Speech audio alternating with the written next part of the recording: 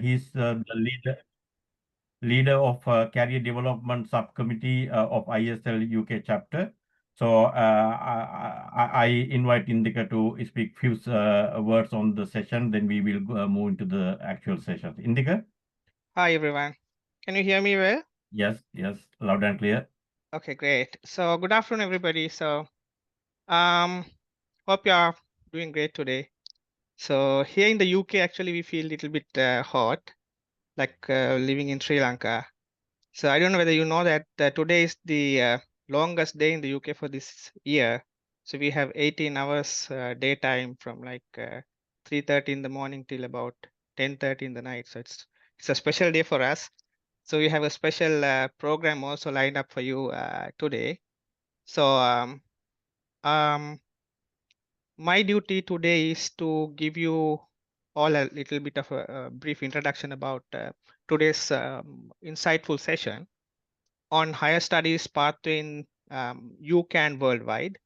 So this would be so whether you are a student aspiring to pursue a postgraduate studies or a researcher exploring funding opportunities or a professional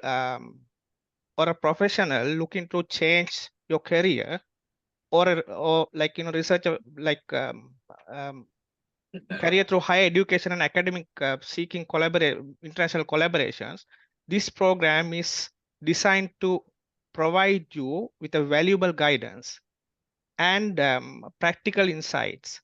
So if you do feel like you're not falling to this one of these categories, don't worry. Still, this will be a great opportunity for you to get some understanding about how this international collaboration, higher education work.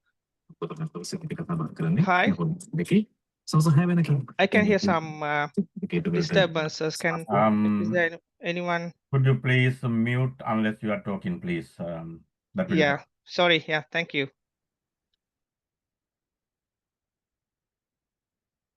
Indika, I think you yourself muted.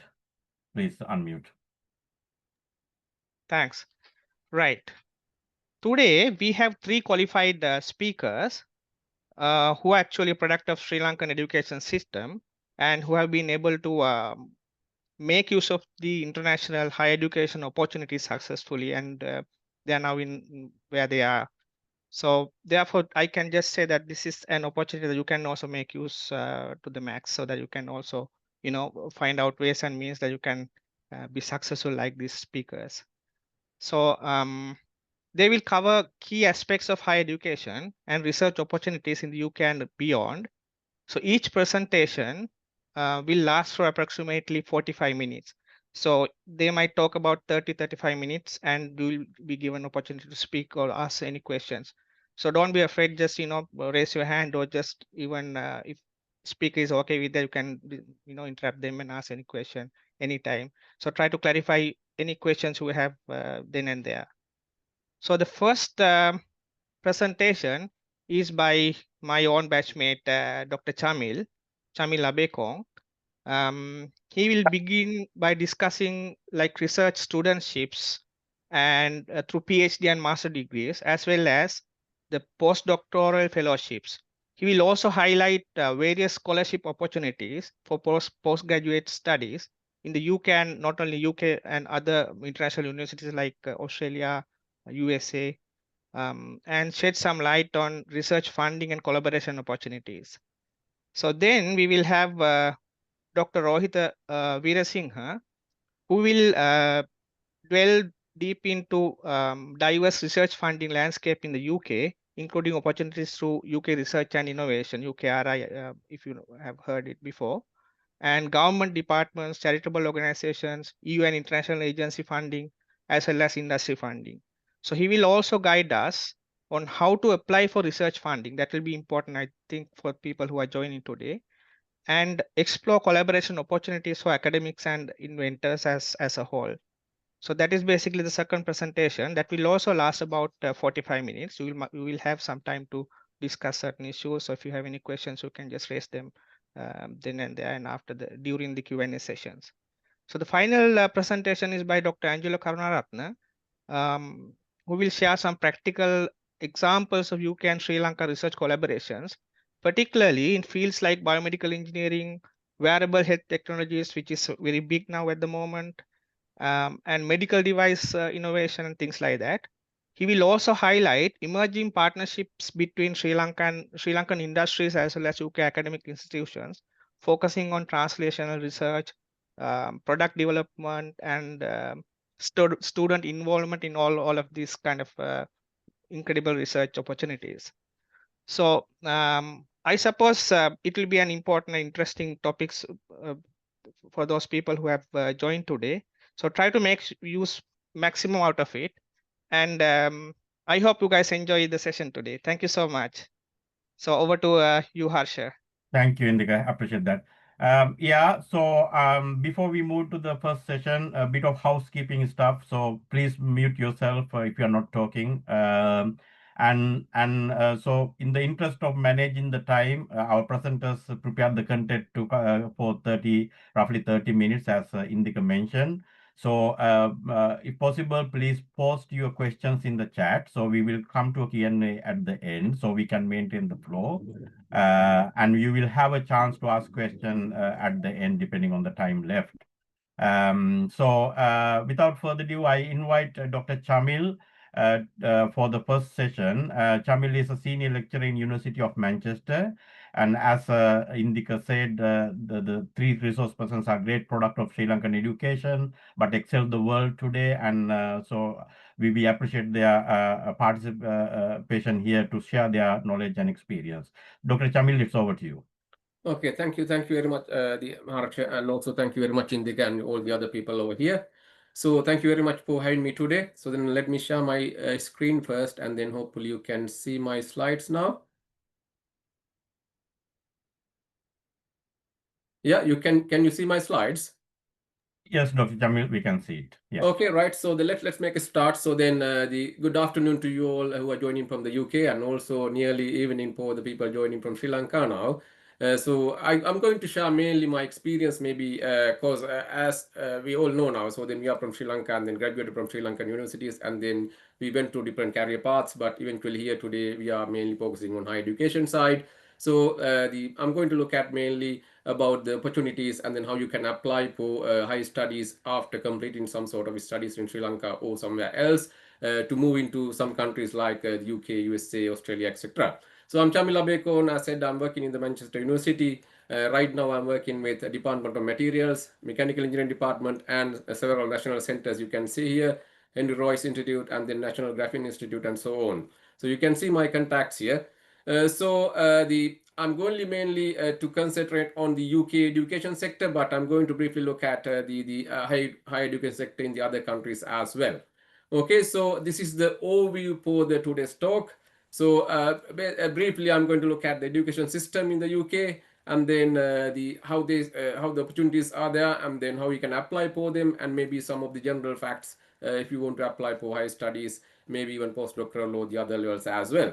Right. So let's move on. So the Sri Lanka's education system actually. So we all know. So this is a kind of outline. So we have very structured the system, the primary EFI scholarship, GCSE, A levels, and university, and then so these are the main the key points of our education, the career pathway. Right, why I want to highlight this one. So this career pathway is very structured. In the UK also, we have the similar type of the career pathway or the education pathway. You can see here. Here also we have primary education, 11 plus exam. So then, which is quite similar to the EFI scholarship in Sri Lanka. So in some areas it's quite competitive. Like where I'm living in Manchester is really competitive actually. So students can take part in this exam to enter the grammar schools. Those could be private, public, and then go to GCSE and the A levels and university education. So therefore, anyone coming from Sri Lanka or that part of the world, so then they can easily blend with this system. Any part of the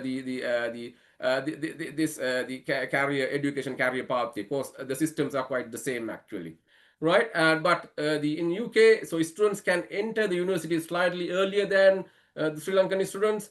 one key reason maybe behind that is that they select their universities while they are doing A levels, so therefore they can enter the university slightly earlier in a younger age, maybe 1 or 2 years than the Sri Lankan students.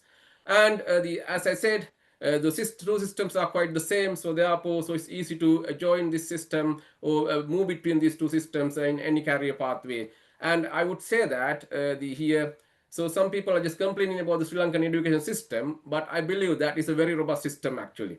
For example, in some ways it is better than the UK system. In the UK, there is no national paper for the A levels, but in Sri Lanka, we have national paper for the A levels. So, but the outlook is the same. So therefore, it's just easy for us to navigate between these education systems, right? So I thought it's better to share some of my career pathway. After schooling in Sri Lanka and in Kuliapti Central College, and then I entered the University of Peradeniya, and then I graduated with BSc in Mechanical Engineering. So I'm highlighting some of the specific things here. So I was the batch top for the Mechanical Engineering in 2007. And then I had the best individual research project in the third year, and also the best group project in the final year. And also then yeah, so and then I was able to just publish a very brief conference paper in PERS, which is the annual conference of the University of Peradeniya. Why I'm highlighting these ones? So those are kind of the key factors for me to give the pathway to enter to the higher education in the UK actually. So then I applied, being the top in the mechanical group, I applied to the various the countries in the world, USA, Australia, and then UK as well. So after receiving multiple offers, then I accepted one of the offers from the UK Queen's University Belfast in 2008. And then I graduated in 2011 with my PhD. After finishing the PhD slightly less than in 3 years' time. Okay, so then my PhD was fully funded by the UK government, and so therefore and also it's a direct entry from bachelor's to the PhD. So then I have no masters in between. So therefore, anyone who are just listening today, so those who are just graduated with a good degree, so then they can apply for higher studies if you want actually, right? Okay, so then my current links with the Sri Lankan universities. So right now I have nearly 15 PhD students in my research group, and the 3 of them are from Sri Lanka. So 3 students from Sri Lanka, 2 from the Moratu, and 1 from Peradeniya. So they are fully funded. The students actually the course fees for the Manchester is really high nowadays. It's 45,000 per annum. So these students are getting nearly 60 million Sri Lankan rupees. Okay, each 60 million Sri Lankan rupees. That is the value of their scholarship actually, right? So then they are paid fully for their course fees and the stipend, that is the like salary, living cost, the kind of support, and also for the travel and subsistence. So then they are paid that much of money, nearly 200,000 pound, the £1,000 maybe, or plus even more than that, right? Okay, and then I've been working with the several students in Sri Lanka, in many universities, Peradeniya, Moratu, Japura, Jaffna, Ruhuna, Slit, NSBM Green University, and then working with some students. Of course, they contacted me, and then after that, so for some students, I was able to navigate them through in different career paths, and then help them to apply for higher studies. The some students I just nominated for funding, so then that's why they are here. And some students, those who are nominated, but they were not lucky enough to have the positions here, win the funding. So then I helped them to develop their career pathway by helping to publish papers. So then some of them are now in UK and also other universities in the UK and US and Australia. So they are conducting their studies now after publishing some papers with me as well.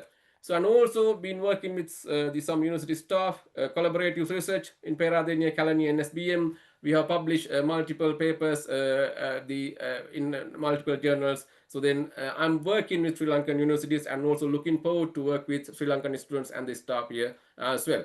So the reason behind that is I would like to just provide my support where possible. But the picture, when I was applying for my higher studies, so I contacted nearly the 20 odd Sri Lankan people outside the Sri Lanka, but I didn't get replies. I'm sorry to say that.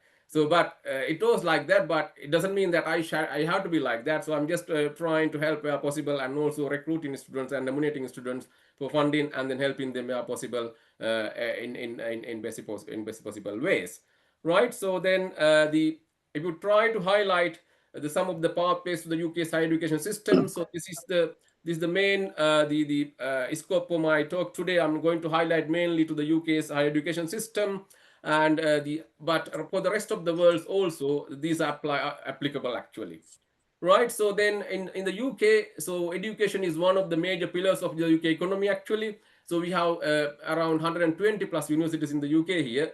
4 universities are among the top 10 in the world according to the QS World Rank in 2026, while 18 universities are among the top 100 universities in the world. As I said, so the students internationally come to the UK to the education from year 6 onwards actually, even school education, colleges, and then after that to the bachelor's, and then masters, PhDs, then they join in different levels. So therefore this is a kind of very diverse country. And then, for example, only in Manchester we have students from 147 countries right now. Okay, it's really diverse environment. So then you're welcome in here to do studies actually. So at present 120 plus universities, as I said, and of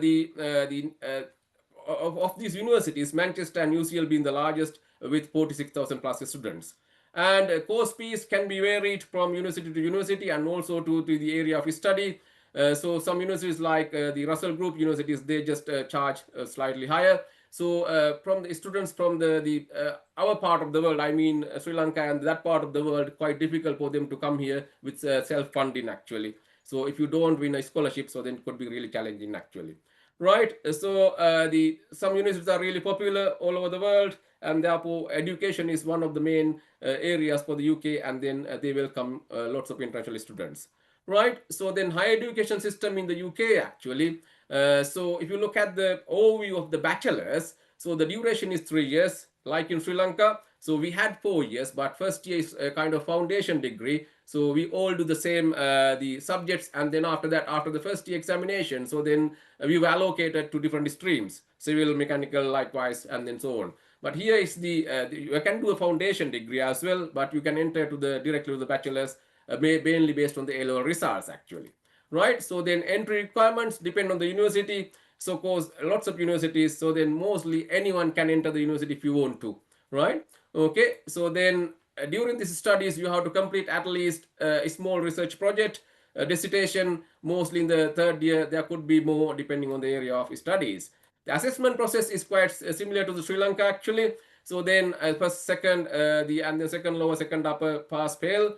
And so therefore the system is quite the same. And then if you get a GPA 3.7 out of 4 or 4.2, so then that is equivalent to the first class in the UK as well. So then if you have a good first class in Sri Lanka or anywhere in the world, so then you can come to the UK for the higher education system. You can apply for funding actually. So I'll come into that later in detail.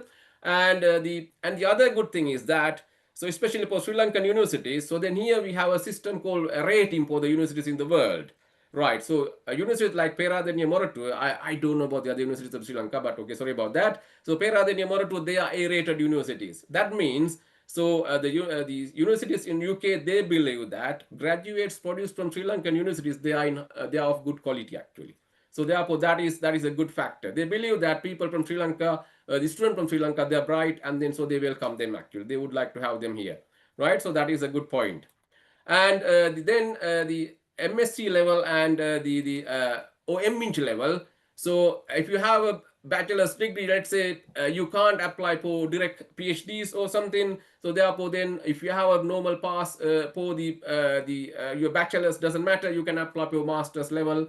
So requirements would be undergraduate degree and the IELTS 6.5. Maybe it could be 6 as well, right?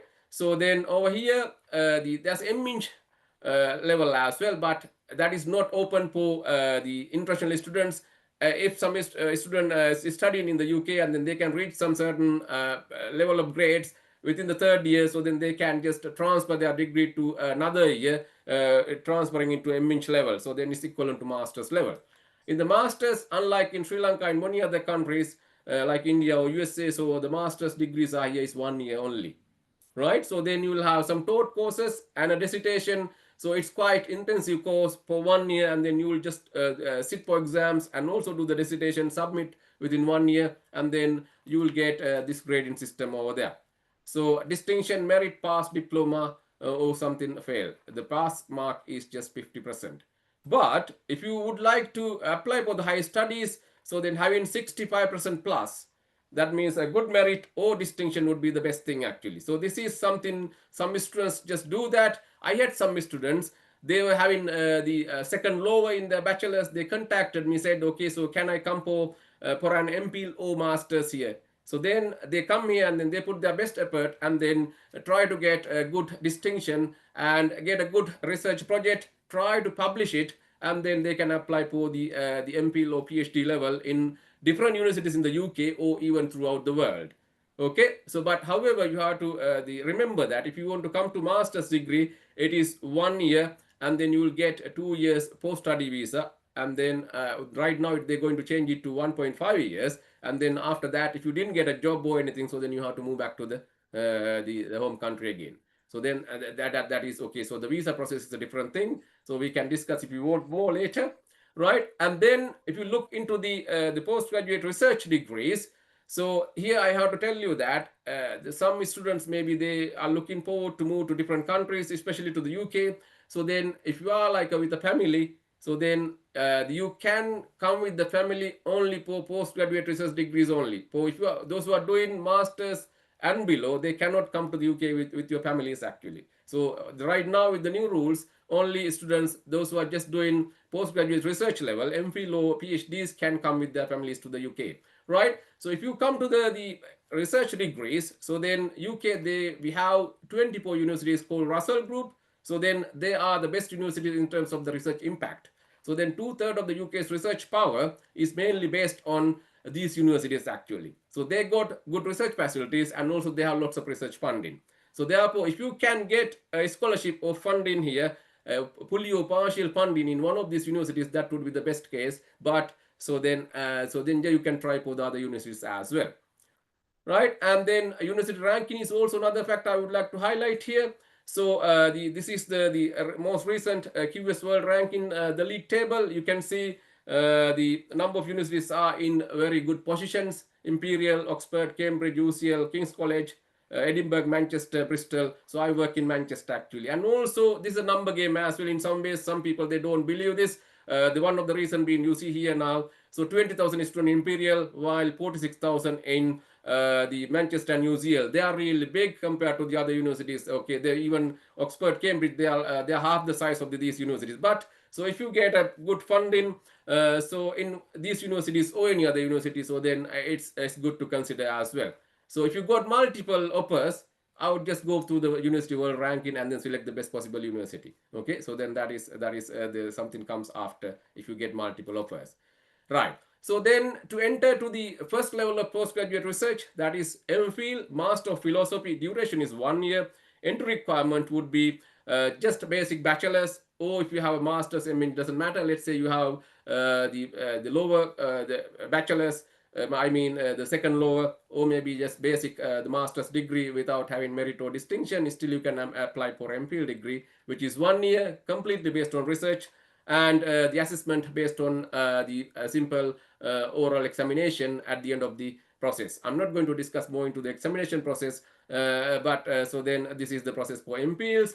And for the PhDs, so the duration can be 2 to 4 years. I don't think anybody is paying attention at within 2 years time. If you can depend, you can submit. But okay, most of the people submit within 3 years and a half, maybe 4 years, the maximum you can go in the UK right now. The entry requirement is a second upper in the bachelor's and 6.5 for the English language, IELTS, or it could be GRE or any other equivalent, right? And so you have to complete within the 4 years, completely based on research elements. It could be experimental, theoretical, and computational or numerical. So these are the possibilities. And the evaluation could be based on, again, a Viva, but it depends on the country as well. In the UK, we have a formal examination process. Viva, we call it a Viva examination. the candidate will be assessed by an internal examiner and external examiner. But countries like Australia, they don't have a Viva process. You submit the report, and then after that, examiners will come back with some comments, right? Okay, and then the most important part here is how you can apply for funding. I realized that, okay, so then our part of the world, because of the currency difference, very difficult to self-fund. So if you just want to enter to the master's level, the funding is really limited for the UK universities for MSc level. But there are quite a few with the Commonwealth funding. You can check for them. And for the MPs, again, there are quite a few funding opportunities available. And for the PhD level, there are lots of funding available, okay, especially in the Russell Group universities, but most of them are limited to the UK home students, but some substantial level of funding available for the international students as well.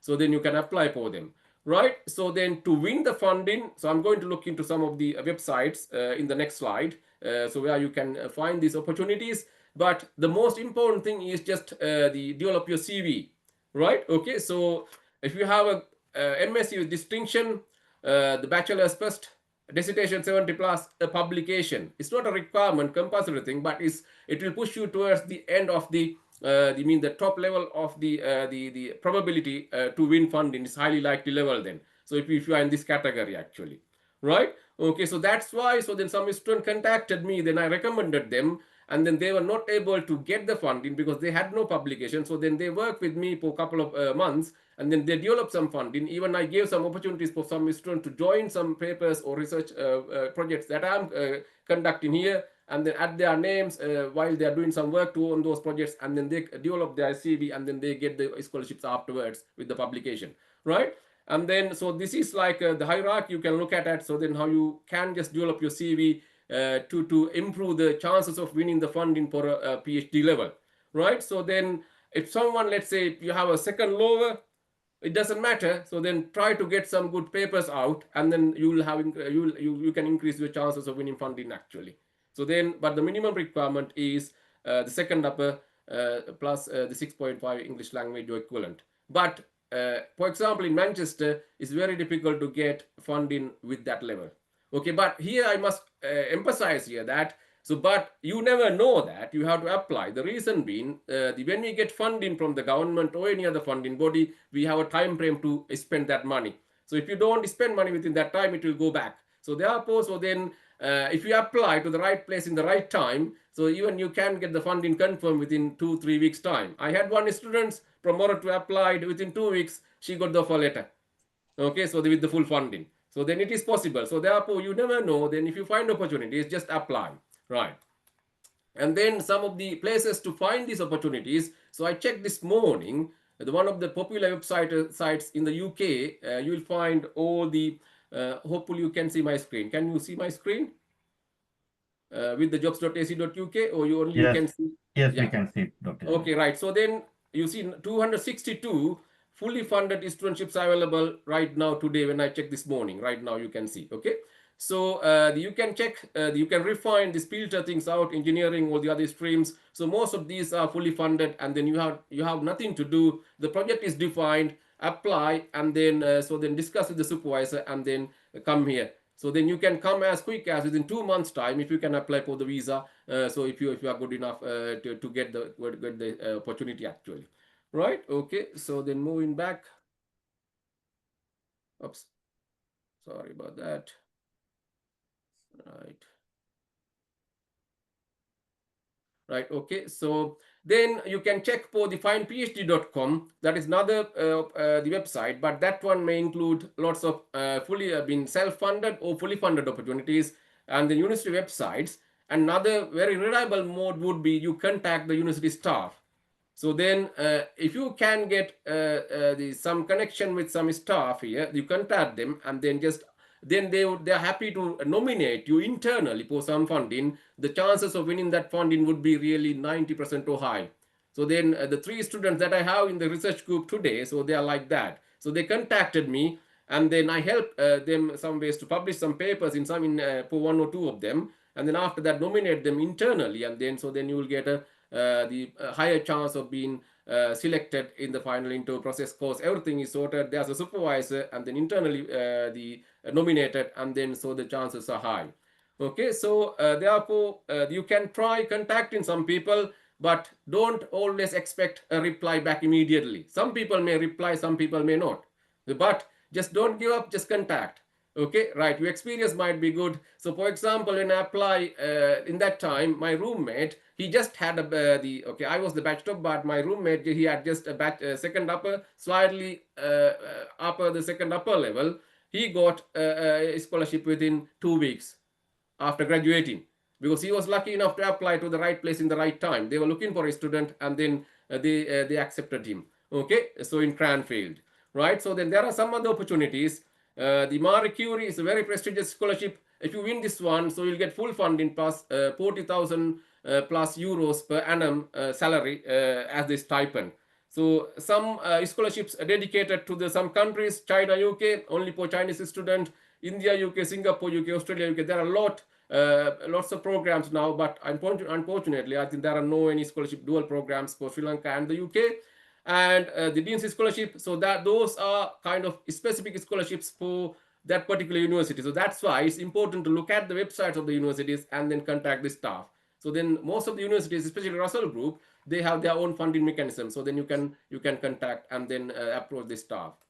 Right, so then if you look at the website for the Manchester funding website, you will see like this, and then you see some of the details, and then also you will find some links to find out a potential supervisor. So once you find out the potential supervisor, drop an email. That's it, right? And then if you want to self-fund, so it's really difficult, I would say. So then a course fee can vary from 15,000 to 60,000 in the UK per annum. And for Manchester, my department right now is 45,000 per annum, and living cost could be 10,000 to 12,000, I would say, for the accommodation and subsistence. And then the life culture is pretty much you can blend into the society here, so it's not that difficult. So I'll share this slide. I'm not going to go into details actually. And then pathways to Australia in higher education. Here I would like to thank Vimukti Dhananjay. So he was graduated from the University of Srijawardhanapura. He contacted me, and then I recommended him for a scholarship here, but he was not lucky enough.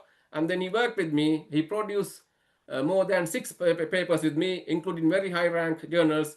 And then he got 3 scholarships in Australia. And then eventually he just selected Swinburne University of Technology. Now he's in the 2nd year, right? It's a good example. So then you can just communicate with the staff, and then you can just get other opportunities. Right over there, you can enter in different levels: graduate level, postgraduate level. I'm going to go very quickly. Right, graduate level, similar situation to UK. Right, so then you have to have minimum qualifications and then the living cost. And postgraduate level, so IELTS, and then the basic the requirement of the bachelor's or master's to enter a PhD level. And the lots of places to find the opportunities. Okay, you see here, this is pinephd.com. So you can see 86 PhD projects for the Australia. So nowadays in modern internet world, you can find opportunities very quickly and easily. You guys are better than us most of the time with the technology nowadays, searching and then roaming around the internet, right? So for the USA, similar situation, right? But there are some differences. But the key fact is that your CV, your qualification. So this is now Teshan, thanks to him for providing these slides. Actually, he is from Weerasinghe Mechanical Engineering Department, contacted me, recommended him for a scholarship here. Was not lucky enough, and then worked for 2 journal papers with him, and then he got a PhD offer in USA, now working for the PhD in the 2nd year. Right, so then some of the details. Okay, there are some universities you'll find lots of Sri Lankan, and then the students from our part of the world, they are there, like California, New York, Texas, Boston. And so then you can just target those universities if you would like to. And then some the scholarship programs, Fulbright, so university specific funding, so then you can target for those things. Requirements now quite the same, but you can do TOEFL and GRE if required, so then it will increase the chances of winning funding. And so step-by-step guide, I'll share this slide so you can have it. And then financial assistant, similar. If you give in funding, so then please confirm, then you'll get full funding. That's really good. So then it would be good enough for you to just complete everything, and then the normal expenses in your day-to-day life as well. Right. So then key points, just to take away. So then to apply for higher studies anywhere in the world. So the most important thing is your results for the bachelor's and master's. The first class or distinction in master's, first class in bachelor's, ideally good. Good English language results, 6.5 in IELTS, but 7 plus is better, right? Okay, so research papers where possible. So try to publish your undergraduate or master's project. Okay, and the other, it can be in journals or conferences. I had only one conference paper when I applied for my the studies in the UK, right? And the other thing, after working with several staff members and students from Sri Lanka, I realized that we don't value ourselves, right? So most of the time, our students, I mean, from Sri Lanka and even staff, they target for very low level journals. I don't know why. So you have to trust yourself. Don't undermine your work and then try for high rank journals. Okay, so then if you get one journal paper in some particular journals, that is enough for your PhD. So therefore, you target for the best possible journal, and then if you don't submit to there, you don't know. So then therefore, try to submit to the best possible journal. If they reject, that's fine. So then another 30 minutes to submit it to a different place. So you have time for that. Okay, so please go for that and then try for Q1 high rank journals. If you have one journal in some particular, the one paper in one particular journal, it will attract lots of funding for you, right? So then, and also link with previous graduates and people already working in the higher education, contact them. Yeah, so just get ready for like not having replies, that's fine. Okay, but contact them, be positive and ready to be work hard and well prepared for the interviews and be honest. Okay, let's say during the interview process, if they ask some particular question, don't try to be always smart. If you don't know, don't wobble around, just directly say them. Okay, so I remember when I was my interviewing for my PhD, so they asked a couple of questions because I was having only my bachelor's, no master's, no experience. They asked a couple of questions, I had no clue. So what I said was, I'm sorry, so then I don't know, but I can learn. That's what I said. Okay, so then, but they liked it rather than just telling something not related. Okay, so then be honest, but show that you are capable of doing things. Okay, because we are graduated from one of the very robust education system in the world, so then we are capable enough. But I understand Sri Lankan education system should be updated in multiple ways, but it is one of the best systems in the world, I would say, right? And also communicate effectively. So just communicate, have some CV ready and some documents ready. You scan your documents, and then when you contact some people, just be strategic and then just say, like, don't say emails with hi, just put the name, hi doctor, dear doctor, or dear professor, and then be humble and then try to get the attraction. So then they'll feel like to reply back. Okay, that is really important. So then you have to develop your communication skills. Okay, so that is very important thing as well. But eventually, the rule for funding, to win funding, your results, English language, publications, awards, but these are not necessarily compulsory. So extracurricular and motivation will also just have some the role to play actually when you take part in interviews, etc. Right? Okay, so some useful tips to take away as well. So prepare some documents nicely. The academic CVs could be really long, not like job CVs. Just include some specific details. So then the supervisors would like to see these details. So then prepare some sort of research proposals, one or two. So then just be ready to send them away and then have a very rich discussions with them, and then don't give up, and then you will find some opportunities, maybe if you are lucky very soon, but some people will it will take maybe few months, 1 year or so, etc. So thank you very much. So then with that, I would like to wrap up my talk, and then I'm ready to take questions. And also I'm a songwriter as well. Don't forget to enjoy some of the songs written by me on YouTube here. So you see a couple of songs here. So if you have time, enjoy during the weekend, and I wish you a lovely weekend to all of you. Thank you very much indeed. Thank you, Dr. Chamil. Thank you very much for a very informative session. So a lot of information. Thank you so much. And you covered a lot, some stuff for not only UK, but other places like Australia, USA as well.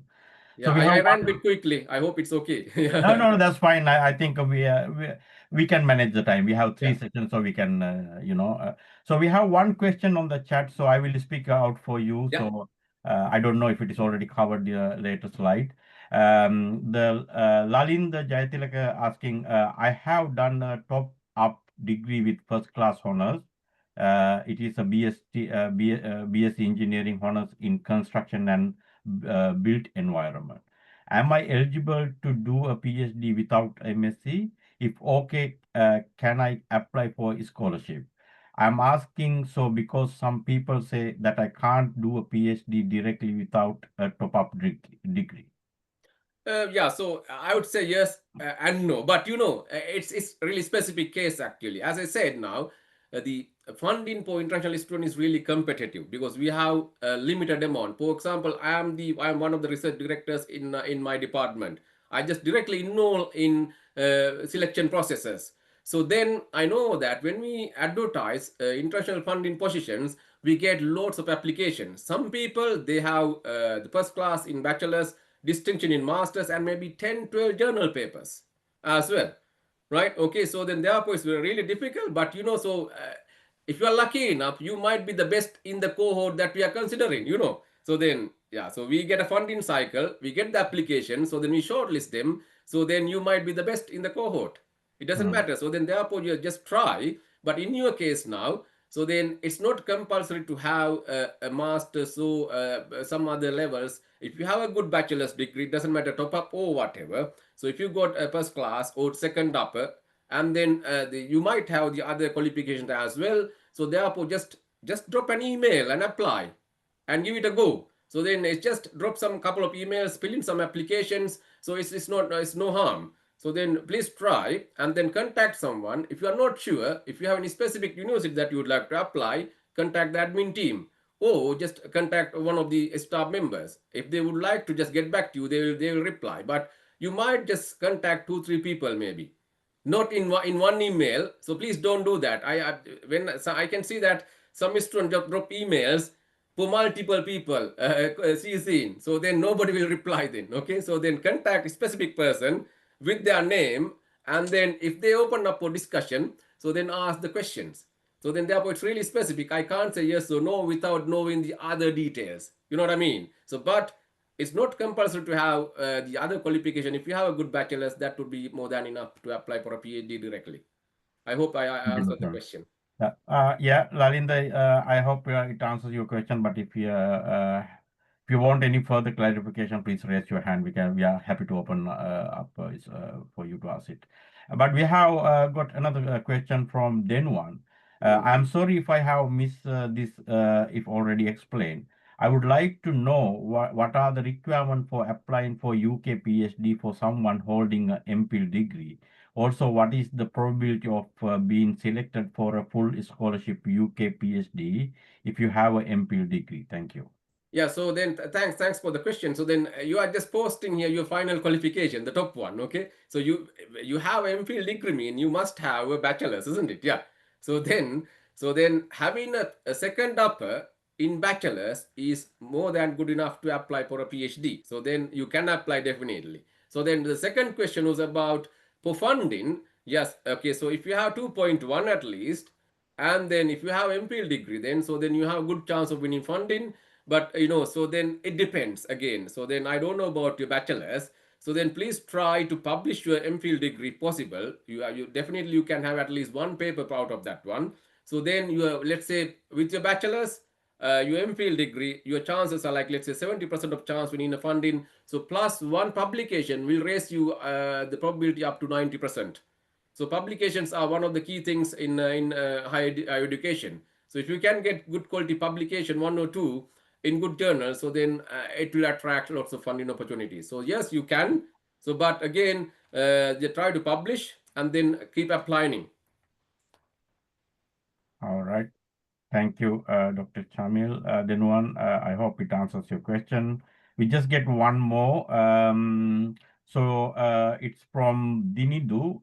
Do we have a nuclear science related research opportunities in Manchester, especially radiation detection and materials? Yeah, so we have actually. So if I say, I hope it will be all right for the other the speakers. So then I think, in my view, the UK's best research facilities are with the University of Manchester.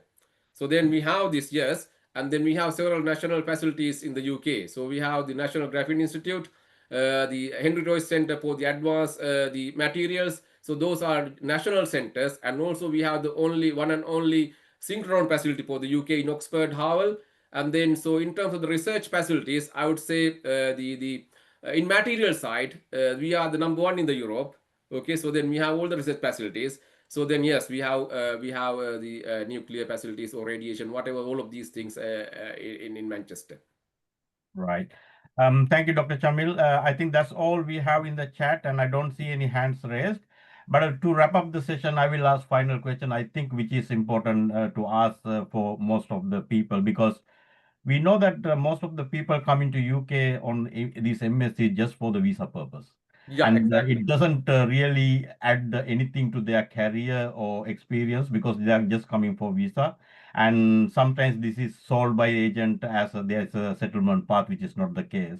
And we know that a lot of people who escape the Sri Lankan crisis during that time, so desperate to come, and now is struggling, and they lost everything effectively. Do you have any advice for those people to avoid that kind, falling into these kind of traps, and how they can actually do something useful for their career?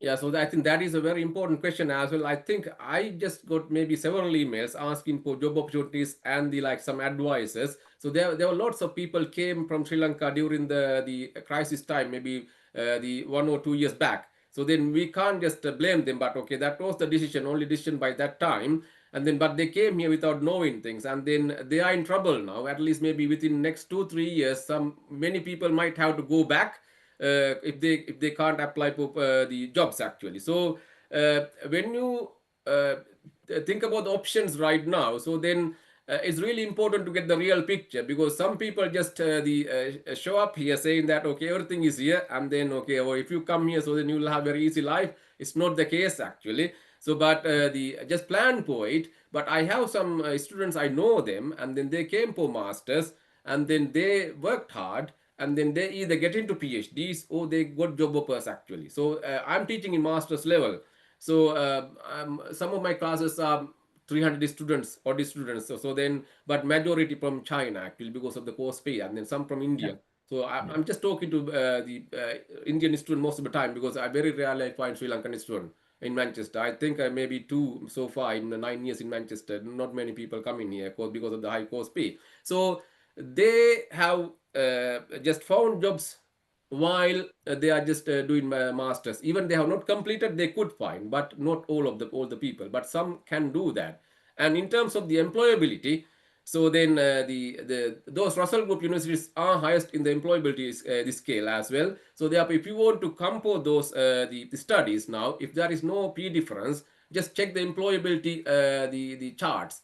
So like Manchester is one of the top in the employability chart as well. So if you can come to those universities, then there will be more opportunities. Maybe you can continue for higher studies, or maybe by having the name of those universities in your CV, so it will open up for more job opportunities. Like for example, I'm a graduate from Manchester, UCL, Cambridge, Oxford, so then it will add a value. So then, but course fee is kind of high. So most of the students, they come to those small universities.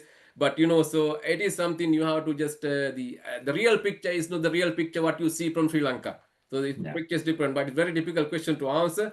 But there are lots of the sad, sympathetic cases outside. We are trying to help where possible, but some people, they have just sold everything over there. So that is a kind of disaster. But very difficult to answer this question. But find out, talk to some people, not one person, maybe few people, and then just evaluate everything properly before you apply and come here. Yeah. Thank you, Dr. Chamil. So, yeah, really appreciate, and we are a little bit behind the schedule, so we will move on. But I hope you can stay a little bit longer with us on the session. I'll stay here. So Thank you. Thank you very much. So we are moving to the session 2. The session 2 is on research funding and research collaboration opportunities in the UK. So our resource person is Dr. Rohitha Weerasinghe. So Dr. Rohitha is a senior lecturer in University of Bedfordshire. So I don't go more details into, you know where to go and find the more details. So it's everything in the LinkedIn now, right? So I will not kill any time on that, but I invite Dr. Rohitha to start his presentation. Dr. Rohitha? Thank you. Thank you for the invitation. And I would like to thank the Institute of Engineers UK Chapter for this invitation. So I'll share my screen and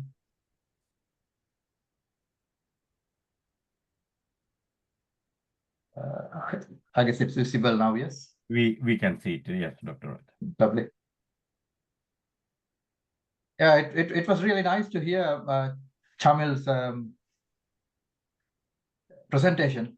I felt a bit nostalgic because it tells you every most of the academics stories here. So I started a little bit before him, but I've followed a similar path actually, which is nice. But I worked in the industry in the middle, so it's slightly different to Chamil's. Anyway. A very quick introduction on me. I graduated from University of Moratuwa, Sri Lanka. That's my first degree. Then I did my PhD at Imperial College London, and that's some time ago.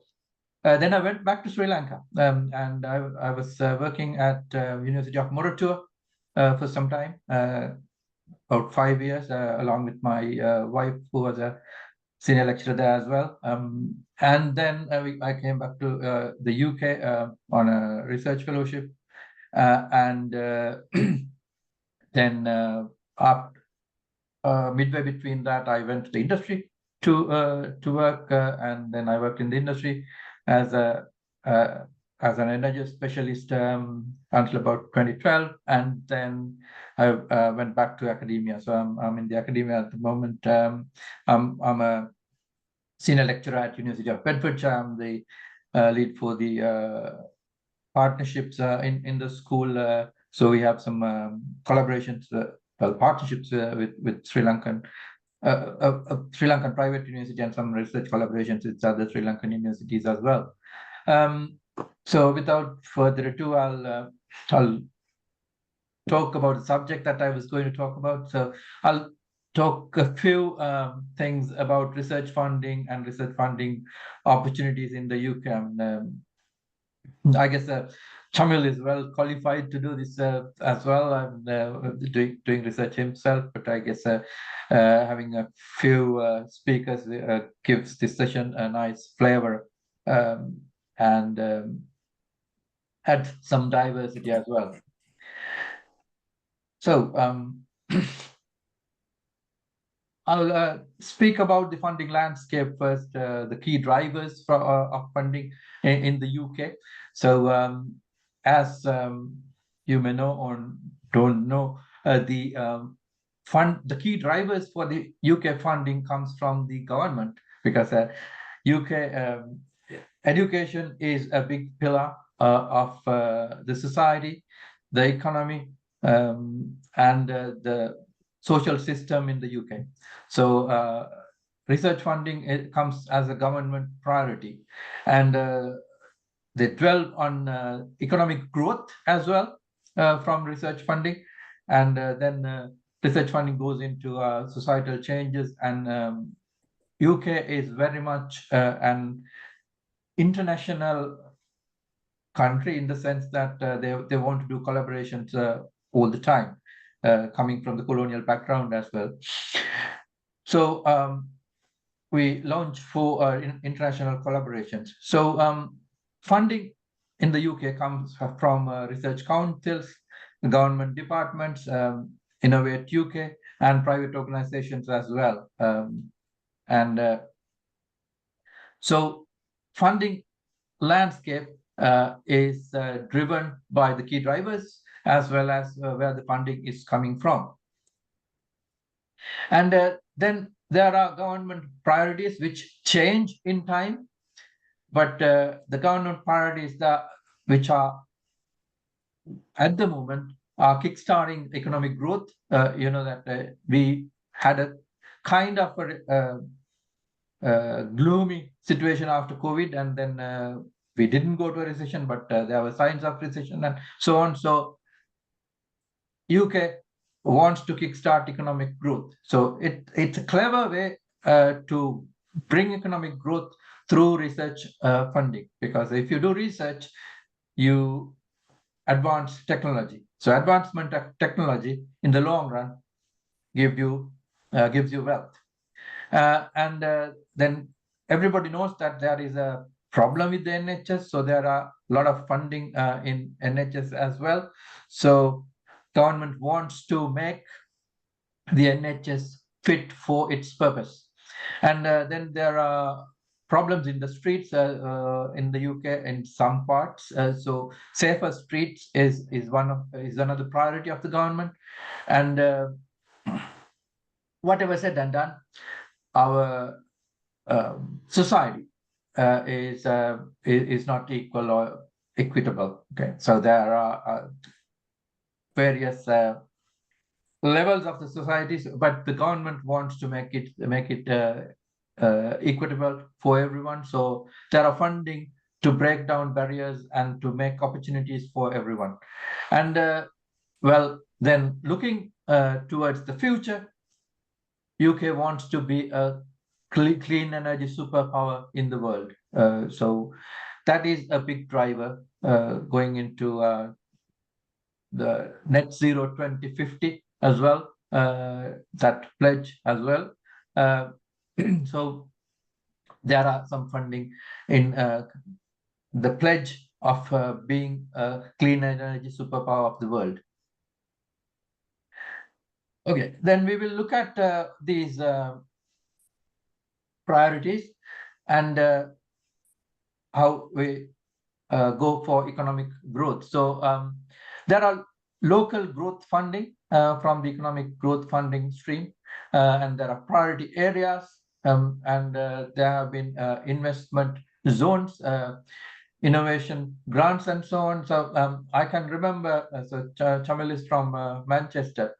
I visited Manchester a long time ago in around 2002, 2003. So before that, there were areas where they had low income areas and so on. But then came the Commonwealth Games, and then they made Manchester a really nicer city than what it was before, just by making it a priority area in the country. So that's just an example, and it's an investment zone now as well.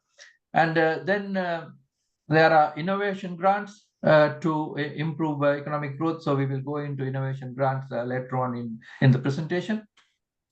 And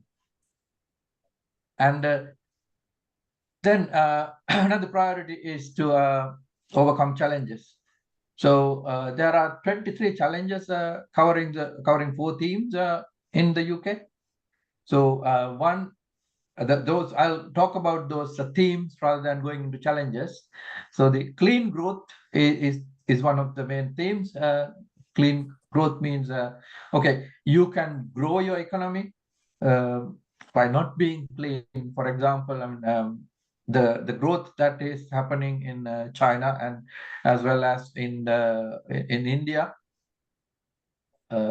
it's good, it is happening, but well, it is always associated with pollution and unclean growth. I mean, it's a you solve that as a secondary problem.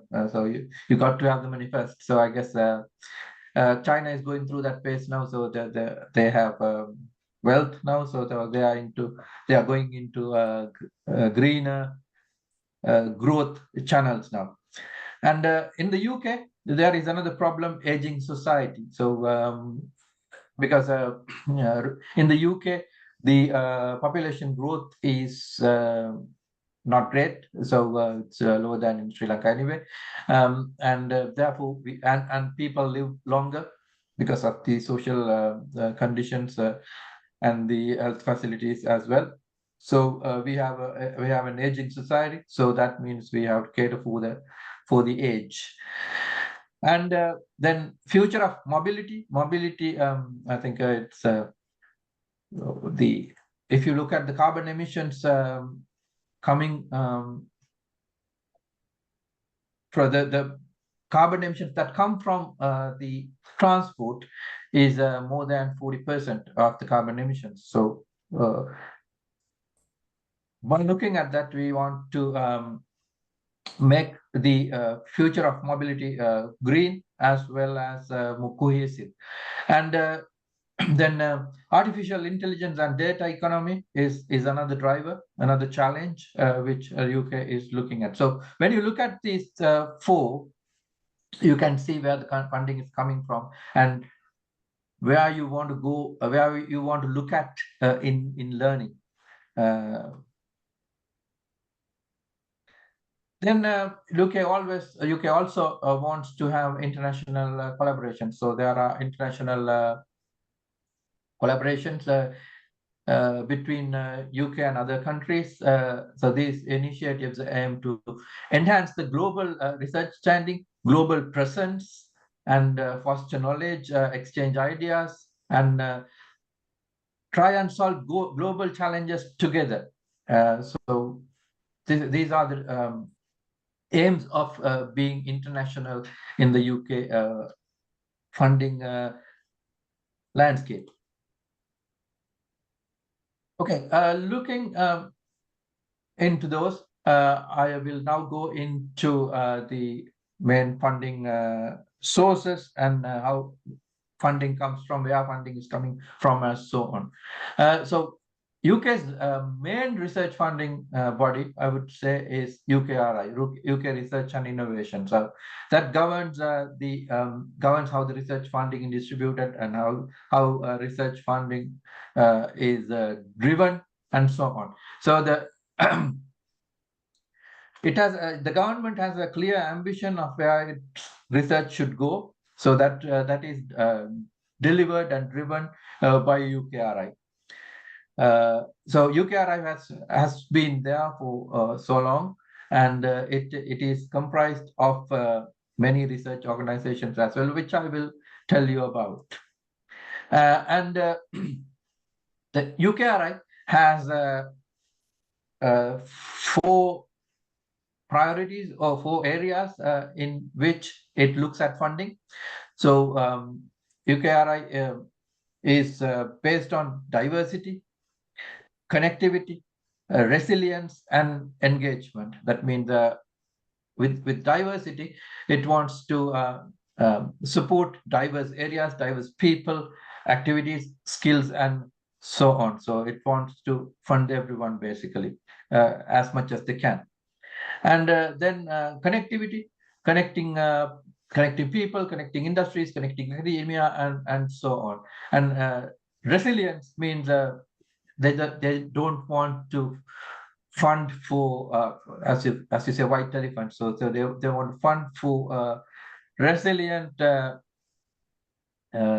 funding, resilient research, as well as schemes where the technology will become resilient, and then technology and economy as well. And UKRI always wants to widen engagement by with the community, with the research bodies, with the universities, and with the research community by and large. And I've just given you the address of the UKRI, and it is so their ethos are based on people and careers, places, innovation, and ideas. And the main thing is that when you do research, you need to look at the impact that it brings as well. So something that you may know or don't know is the ref 20, the next ref. So for the next ref, they always look at impact. So UKRI is, so they drive based on people and careers, places, ideas, innovation as well. But altogether, they need to bring impact in research. Impact in the research landscape as well as impact to the society. So that's the UKRI main website, and you can see the main bodies that comprise UKRI. So Arts and Humanities Research Council. So I will go in. I will have another slide on this one. Actually, I'll show you that. So these are the research councils. So Arts and Humanities Research Council, Biotechnology and Biological Sciences Research Council, Economic and Social Research Council, Engineering and Physical Sciences Research Council, EPSRC. So as engineers, this is the most relevant one for us. But on the other research councils as well, we can get funding. So it is not limited to EPSRC. Some call them it's EPSRC, but so EPSRC is the Engineering and Physical Sciences Research Council, and then there are 5 other research councils. Innovate UK. So Innovate UK funds everyone actually. So for innovative projects. So and then there's Medical Research Council, Natural Environment Research Council, Research England, and Science and Technology Facilities Council. And out of these, Medical Research Council is quite important to engineers in a sense, because there are a lot of biomedical research going on. So you can apply for funding through EPSRC or EPSRC, as well as Medical Research Council or Innovate UK. And there are a lot of environmental problems as well, for example, clean energy and clean environments. So there are funding schemes in Natural Environmental Research Council, NERC. And Research England provides funding for universities and other research organizations as well. So Innovate UK and Research England, they provide funding without basing on themselves on the field, in a sense. And then Science and Technology Facilities Council.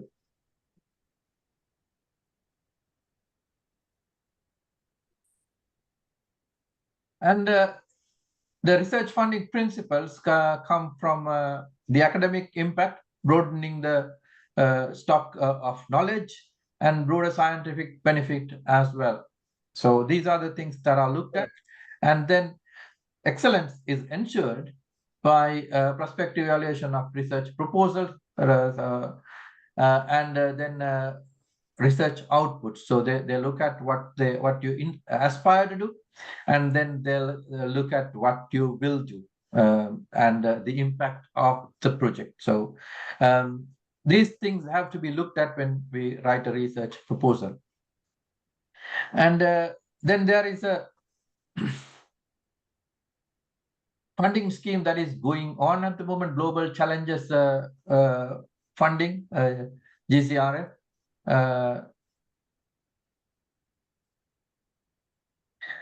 So the global challenges are, there are 17 global challenges or global goals, starting from no poverty, zero hunger, good health and well-being, and so on. But as for engineers, we look at mostly look at clean water and sanitation, which is number 6, affordable and clean energy, number 7, and number 9, industry innovation and infrastructure, as well as 11 and 13, sustainable cities and communities, climate action, and so on. But if you look at any of these, you will have problems, or you will have a global problem. Therefore, there is a GCRF fund that has been going on since about 2022, I think, and it is going on till about 2027. The monies are still left there. So that money is coming from the International Development Fund, which is about 1.5 billion. And then there is Newton Fund, which has about 735 million, and GCRF Fund itself, and Ross Fund, which brings about 1 billion, which focuses on health, and Fleming Fund, which is about 195 million. So these are, I mean, you may think these are really big chunks of money, but when it comes to distribution of these funds, I mean, it goes into well, certain applicants will get big chunks as well. For I will tell you the scales later on in the presentation. And the Global Challenges Fund is helped or distributed by several councils or several research organizations, the Academy of Medical Sciences, British Academy, Royal Academy of Engineering, and the HEFKI Fund, which is Higher Education Fund Council for England, EPSRC itself, Research Councils in UK, NERC, UK Space Agency, Medical Research Council, and so on. So the GCRF funding is going into all this all these research organizations. And then we will go into main UKRI opportunities for funding. So I will bring up some web pages as well. I'm conscious of time here as well. Harsha, what time do I need to finish the presentation? You can go up until 1:50 if you want. Oh, okay. Thanks, Harsha. Don't rush. No worries. Yeah. So the UKRI main page is interesting, actually. I wanted to bring this up because this is some. I mean, I remember Chamil showing you the jobs.ac.uk.website. Now, this is the equivalent website in the research arena. So you can go and look in the funding finder in the UKRI website and look for funding, look for available funding. So, for example, now this may not be relevant to you, but I'm just bringing up the main page.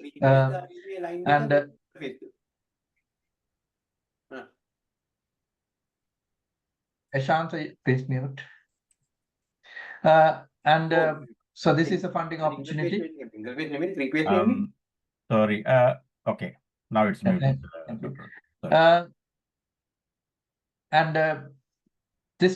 So you can go into the Funding Council website and you can filter for your preferred funding area, for example, EPSRC or Innovate UK, and then you can bring up, for example, you can filter and bring up the funding that are available. So there is a transdisciplinary research to tackle antimicrobial resistance full application. So it gives you the amount of funding that is there and the publication date and the closing date and so on. And you can go and make your application in this one straight away. Then there is another big funding stream, which is the Innovate UK funding stream. So if you go to the Innovate UK website, so that's the government portal again, and then you can filter for with your keywords, and there are areas in which you can filter your funding, and again it gives you the deadline, as well as it takes you, if you click one of these, it takes you to the main funding itself. So these are quite good links. And then there is Newton Fund.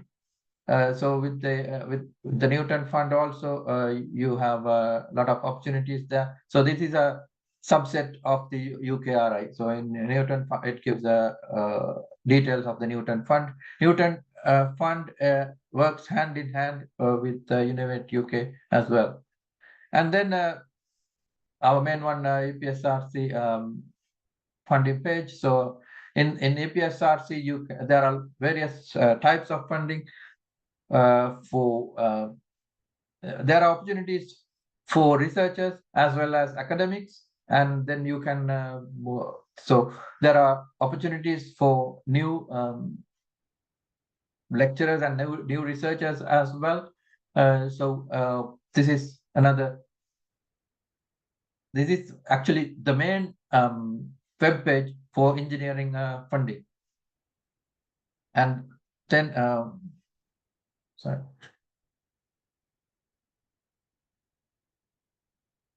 Then you have NHS funding, which are coming from the Association of Medical Research and Charities and Medical Research Council, etc. So I put this page, even though this is you are an engineering audience, because there is a lot of funding in the NHS. And so these are the councils that give NHS funding. And then there are funding for safer streets. But this funding is only for police and local authorities. And then there are funding for breaking down barriers. As of now, there is a grant opportunity of 750,000 for aviation courses and so on. So if you develop an aviation course, you can. So this is not research funding, but this is funding that can be used for educational purposes. And then there are clean energy opportunities. This is a big one, clean energy funding. There are three themes: low cost, super efficient, and smart clean energy. And there are a number of themes, sub-themes in this area, like next generation solar, sustainable cooking, modern cooking, and so on. So these are funded by IESL Fund and Innovate UK as well. I do research in this area. So whenever you need some guidance, or if you want to talk, you can contact me for this one as well to talk about this further. And then there are knowledge transfer partnerships, KTPs. So KTPs, there is a total 9,000 budget in KTP, and to apply for a KTP or a knowledge transfer partnership fund, you need to be a UK registered higher education institution, further education institution, and research and technology organization, or a catapult organization. And then you have to collaborate with a UK business.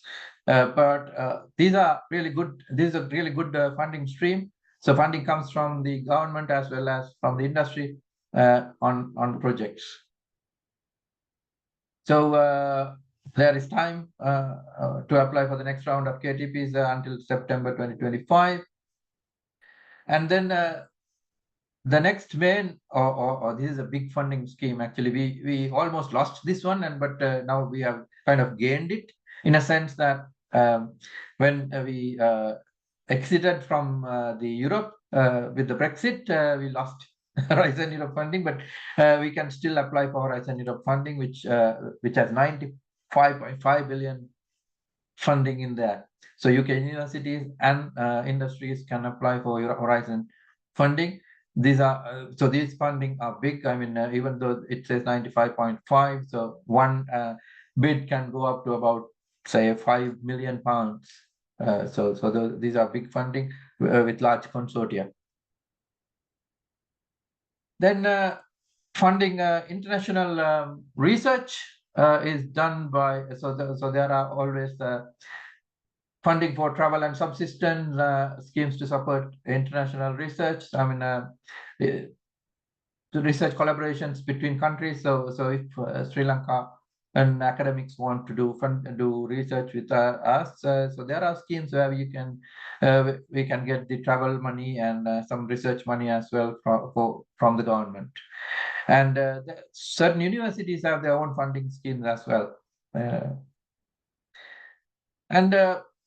These maybe you might already know about this. So there are, I mean, not in the same scale, but when you talk about Sri Lankan scale, there are good funding schemes that are coming to Sri Lanka as well. So it's I wanted to talk about the UK, but it's because at least half of the audience is Sri Lankan based. I think I wanted to bring this up as well. So there is National Research Council and the National Science Foundation, which are good funding bodies. So they are quite generous in their funding in the Sri Lankan scenario. And then NIRDC funding and the funding that is coming from the central government. And there are funding that has been made available by government taking loans. So ADB and World Bank has given loans for development, economic development of the Sri Lanka. And so those are distributed for research as well. And then there is Commonwealth funding, which was mentioned in the previous presentation as well, for higher studies in the UK and for research as well. So this is a very brief outlook of the funding streams that are available in the UK as well as in Sri Lanka. But in this presentation, I have made some links so that I can share a PDF of this presentation so that the audience can receive that at some point. And I brought up this slide just to tell you one of the I'm the principal investigator of Bedfordshire for one of the projects that we are doing, and that is funded by Innovate UK, which is done in actually done in the UK as well as in Sri Lanka. So it is an industry university collaborative project. So University of Malacca is engaged with us and a Sri Lankan company, Region Renewables, and we work with Bristol and City University as well. FE2 is the main industrial collaborator of this project. So so this gives you the consortium, and again, thanks for listening to my presentation. And you can find me on LinkedIn, and I have a YouTube channel as well. If Thank you, you Dr. have any Rohitha. questions, please do ask. Thank you, Dr. Rohitha. Very great insightful information on the research funding and collaboration side. So we don't have any question in the chat so far. If you have any question, raise your hand. We are happy to take few questions. You can ask directly. Until we get some question, what is the impact of Brexit on this research funding, Dr. Rohitha? I know that before Brexit, most funding was coming from European Union, EU side, right? Is that the case in your view as well? Or what is the impact? Well, there was a large panic in the research arena because yeah, we thought that all the Horizon funding would go off, but this is how it works. Within UK and Europe, UK has the best research base. So, in a sense, Europe cannot work without UK's research input. So strategically, we have put us in a place where we are indispensable in a sense. Therefore, they have brought well, we can apply for European funding now. So it's not as gloomy as it was supposed to be. But Horizon funding will end in 2027 late. But we can still apply for Horizon funding. And with Brexit, there are other barriers as well. For example, we were able to walk into Europe and work there for as long as we wished earlier. Yeah. But now it is only 90 days. You need to get a visa. So it is similar for the Europeans as well. So there are barriers like that, but they are, I would say, not funding barriers. They are logistical barriers, which can be overcome. Yeah, thank you, Dr. Rohitha. So we have hands up from Kirti. Kirti, please, you can unmute yourself and ask the question, please. Hi, good afternoon. Rohitha, thank you very much for the presentation. I noticed that you have a lot of interest and involvement with the sustainable energy sector. So my question is, because this is a Sri Lankan audience, mostly, what is the areas Sri Lanka should focus on in the energy sector to achieve development in the foreseeable future? Do I make sense? Yeah. So I think this slide gives a little bit of an overview as well. So you can see the slide, yes. So well, solar is still a great area of research and a source for energy in Sri Lanka, and don't forget the wind side as well, wind energy as well. So these are main areas that we could look at. So hydro energy has been harnessed almost to the fullest, and also if you have a chance, look at the energy white paper by the Sustainable Energy Authority. It gives a nice outlook of the energy landscape in Sri Lanka, as well as where we want to be in 2040 and 2050. So it was mainly written by two of the colleagues that I know, Professor Priyantha Wijetunga and Harsha Wickramasinghe, the director DG of Sustainable Energy Authority. So that gives a nice overview of where we want to be in energy. So again, what we really want to do is to capitalize ourselves on renewable energy. So then we need to look at the hierarchy of renewable energy. So we have to look at solar, we have to look at wind.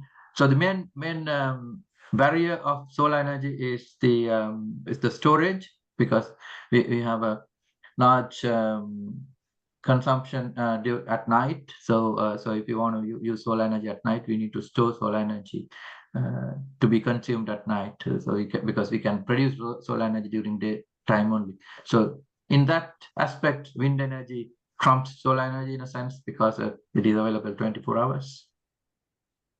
Now, can I ask a follow-on question? Sorry? May I ask a follow-on question from that answer? Yes, did I answer partly your question? Yes, you have answered some of the issues. Now, unfortunately, I understand in Sri Lanka at the moment, the policies are discouraging solar power as well as wind power. And also and in addition to that, I get the impression that there is hardly any planning for the medium to long term. It's only short-term gains, nothing else. Would you agree? The second time I'm answering the same question today. But let's not go into politics. Well, that's why I said have a read through the energy white paper, where it tells us where the. I have looked at the energy white paper, by the way. I'm a very experienced person. Yeah, Yeah. Dr. Rohitha, So if you don't mind, I can chip in if you like. Yeah, so I can chip in. I also work in the area of this the renewable energy side. So just to give you an example, so then I was contacted by some government administrative people. So then few years back regarding some possible career pathway or the possible pathway of how to implement the renewable or achieve the net zero. And then I just give some sort of suggestion. So then I also just concentrate them that okay, we have to focus on solar more, and also wind, and also maybe some tidal or the energy based on the sea. So then I gave a couple of points and I said, okay, we need to have more organized the process as the Mr. Kirti just talking about. So yeah, but so I gave the recommendations, and then after that I think we had a kind of discussion even.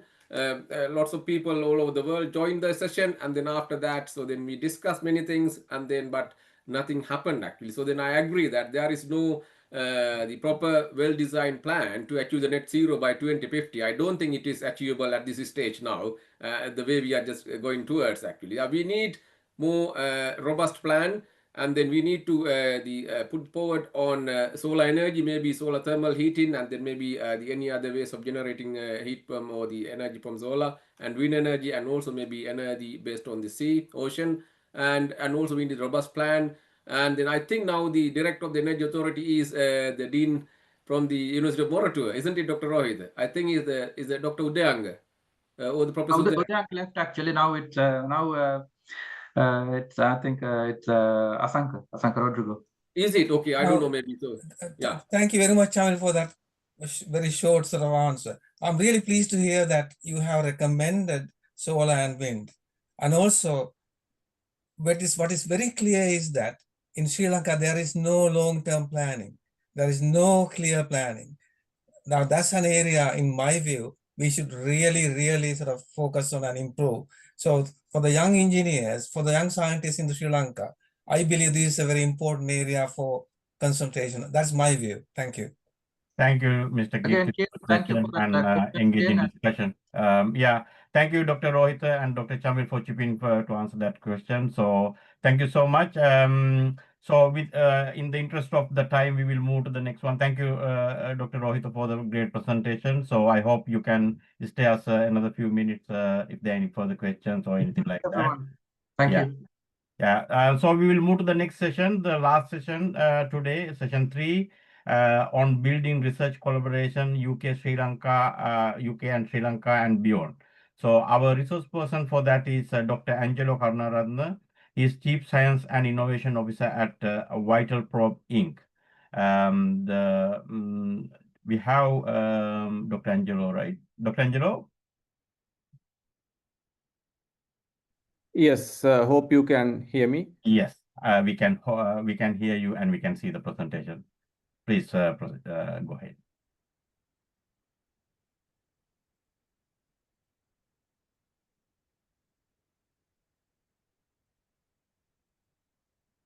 Can you see my screen? We can see your screen, but not in the presentation mode, Dr. Angelo. Okay, I'm switching it to... Yeah, good. Now we can see in the presentation mode. Right, okay. So, first of all, thank you very much for the invitation to present some of the practical scenarios. I think Dr. Rohitha and Dr. Chamil explained about the PhD studentship as well as the research funding that are available for students, researchers and lecturers, and even the industries. So here, what I was planning to talk to you about some of the practical scenarios, examples of these both situations.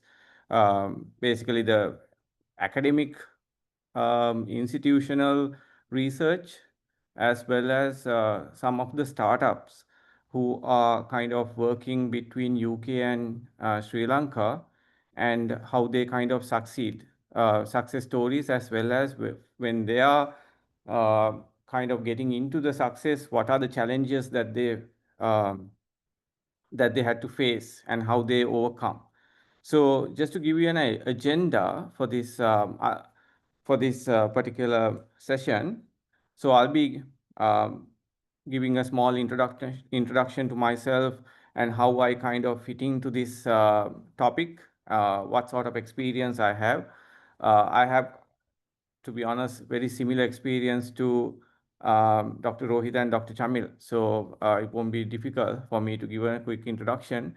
And also then I'll be giving some examples. I'll be starting with academic research collaborations that I kind of very closely worked on, and with my personal experience, how these collaborations succeed, obtaining funding to completing some of the work and reapplying for funding, and again getting funding and continuing and capacity building and etc. And then I'll be talking about some academia meets industry. What sort of research and industry collaborations? I'm going to bring example called Velaris, one of the startup Sri Lankan who established in UK, and how he kind of obtained funding from seed funding as well as from angel investors. Now kind of his operations are happening in Sri Lanka, providing a lot of job opportunities to Sri Lankan engineers. And I'm taking that as an example for these research collaborations or industry collaborations between UK and Sri Lanka. And also funding across the border startups, and what kind of few tips what you need to be, how you should be approach these research collaboration, especially giving you examples from my experience. So just to give you a bit of introduction to myself, I did my PhD at Queen Mary, University of London. And after that, I did a postdoc at Imperial College London in the field of biomaterials and biomechanics. And Dr. Chamil mentioned about diamond light source. That's where my PhD was partly funded by. So I was fortunate to get partly funded by industry, partly funded by Queen Mary University of London. And after that, I worked at Imperial College with Professor Anthony Bull, where I think the relationship that I built with Professor Anthony kind of helped me to bring a big research grant to Sri Lanka. So that's kind of my second kind of one of the turning point milestone. I joined University of Moratu as a senior lecturer after working at Imperial College for 5 years. 2015, I moved to Sri Lanka, and then I started a senior lecturer position at University of Moratu. And then while I was there, Professor Anthony reached out to me saying that we have this global health challenge. I think Dr. Rohitha mentioned about that funding opportunity. And we applied because Anthony came as a principal investigator, and he wanted low to middle income country to be part of that grant. So we managed to get that grant. I'll be talking more about that. And then while I was at University of Moratu, I got an industry position with MAS Innovation Private Limited, Mass Holdings Central Innovation Arm. So I got some industry exposure for last 7 to 8 years, working in wearable technology, worked with multiple universities in UK, Loughborough, Nottingham Trent, Imperial College, Queen Mary, Manchester. So did a lot of collaborations, bringing different technologies, low TRL to mid TRL level, and bringing these technologies to industry, because most of the still, even in UK, most of the research that are happening at the basic scientific level, some are actually commercializing more than in Sri Lanka, but being in a global company and also working in different special research topics such as wearable technology, aging, feminine hygiene. In MAS, we were able to bring in these technologies and take it to commercialization. So after that, after my MAS position, now I am again in a transitioning to UK. I got a position at research officer at University of Swansea. So from I kind of came to Wales to start the position. Now I'm in a small transition period. I came to Sri Lanka to take my family back. So next week I'll be back in UK starting the position properly. So I'll kind of move into the main topic of today's for my session. So post-conflict trauma, that is kind of one of the research topic that we wanted to target during this research collaboration between Imperial College and Sri Lanka. So it's not only Sri Lanka, there are a few other countries that actually came as co-investigators, because you get the success rate if you have a higher impact, right? I think in other research presentation also they mentioned, when you get a higher success rate, higher probability of success when you show higher impact. So one of the way that you can show higher impact in this research funding, especially in this particular scenario, global challenge, you work with multiple countries where you have similar problems. So Sri Lanka, Lebanon, Rwanda, with limb injuries and amputation being one of the biggest problem.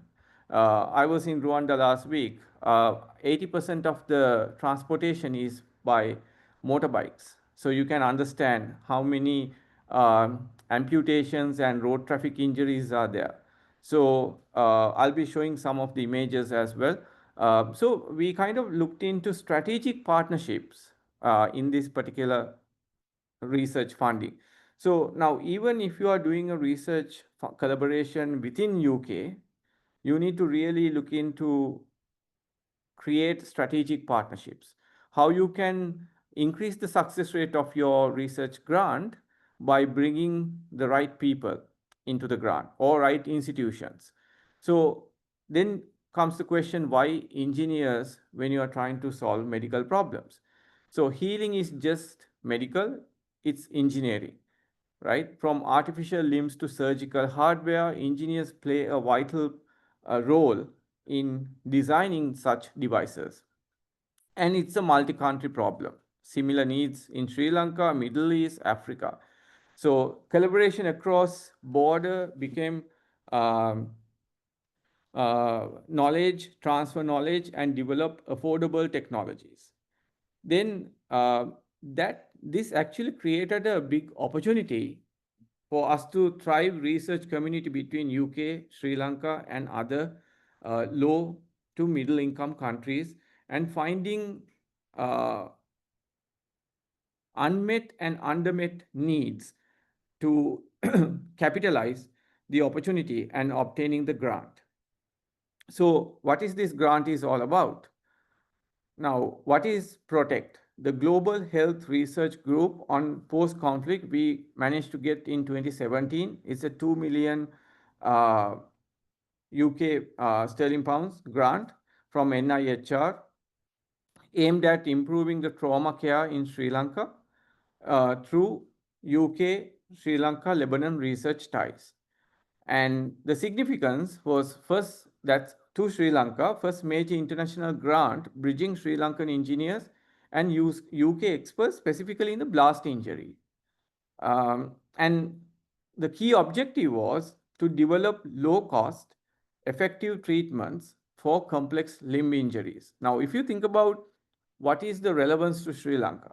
Now, most of these medical devices that are coming to Sri Lanka are actually purchased with companies like, if you think about the diagnostic devices, Siemens, if you think about Johnson & Johnson's, Depuy kind of companies providing these implants, external fixators. But we actually looked at as part of the grant, whether we can develop some of these medical devices locally in Sri Lanka. So as an example, I put here novel bone stabilization device, and whether we can develop a new rehabilitation protocol, and how we can train researchers, establish the infrastructure in Sri Lanka for trauma engineering. So these are some of the objectives that we managed to fulfill as part of this grant. Another objective was Imperial College London, the Blast Injury Center partnered with University of Moratuwa, the clinicians in Colombo, and also local leads, Professor Rohan Gopura from Moratuwa. He was the coordinator when I kind of moved into industry. So we managed to create quite a lot of capacity. We managed to, in the first grant, we got grant money for 3 PhD students in Sri Lanka. Now, you know, in Sri Lanka, keeping PhD students continue for their throughout the degree is very difficult because of not like in UK, you don't get a good healthy stipend.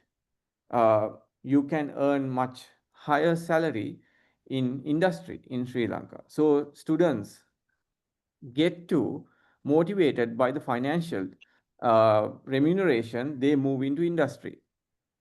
The students who are really passionate to stay in academia only stay continuing PhDs.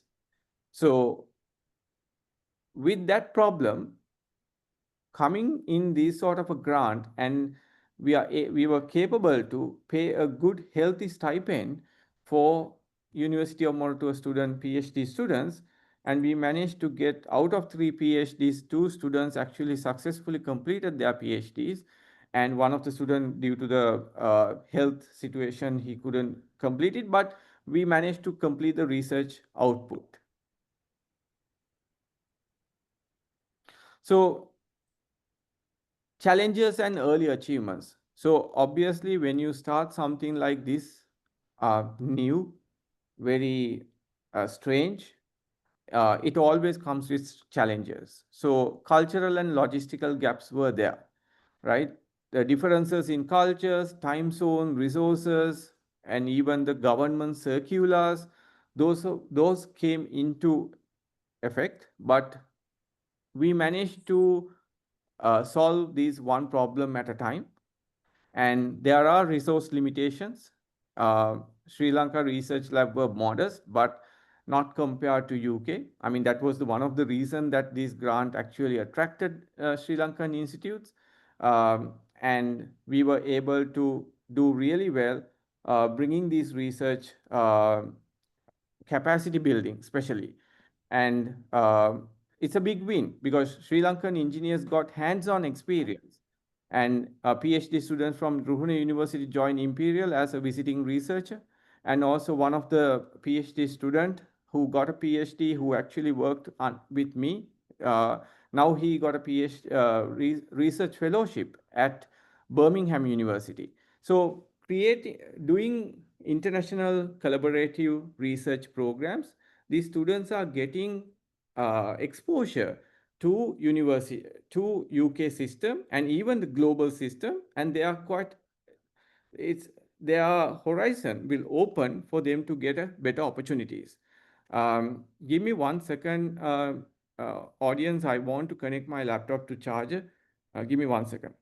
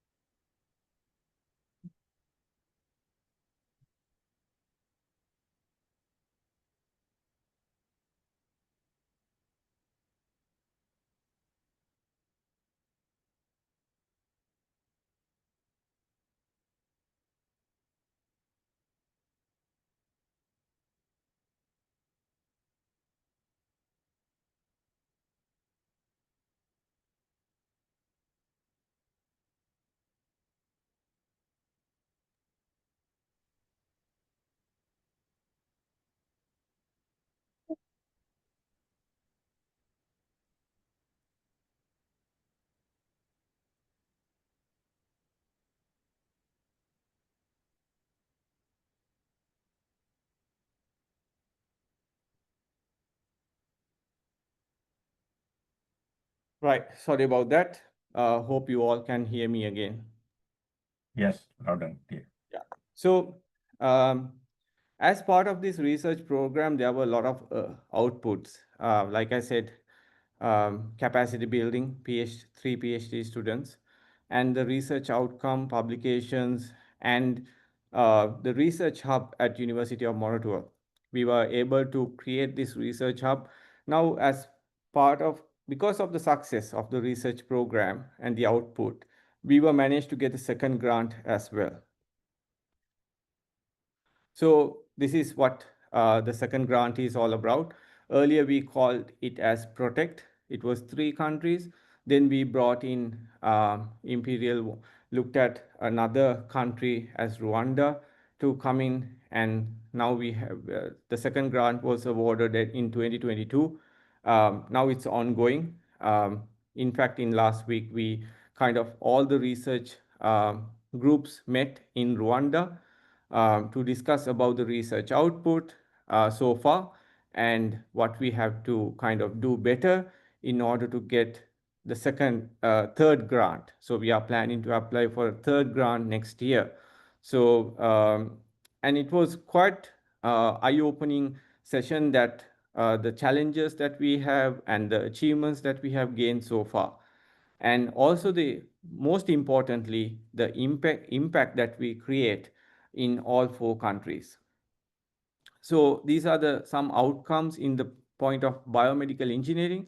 So local fabrication of medical devices. So in the first picture, what you see in Rwanda, we managed to build a prosthetic device development laboratory.